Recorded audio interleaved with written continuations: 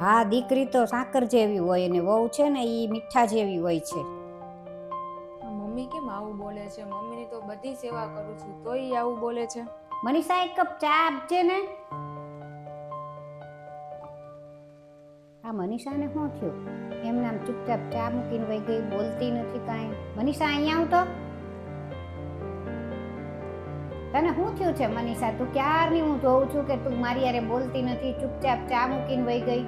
Mummy, તમે સવારે માસી સાથે વાત કરતા હતા ત્યારે તમે એમ કહેતા હતા કે વહુ તો મીઠા જેવી છે. ત્યારથી મારું મન નથી લાગતું. મેં તો તમારી કેટલી સેવા કરી છે તોય તમે આવું બોલ્યા. એટલે એમ કે દીકરી છે ને એ સાકર જેવી હોય છે કે એ આપણને સારી લાગે, મીઠી લાગે છે, પણ વહુ કેમ મીઠા જેવી એ બધામાં ભળી જાય છે અને એના વિના આપણે હાલતું નથી અને એનું ઋણ આપણે કોઈ દી ચૂકવી નથી શકતા. જો મીઠા વગર બધી રસોઈ અધૂરી કહેવાય, એમ વહુ વગર આ ઘર અધૂરું કહેવાય.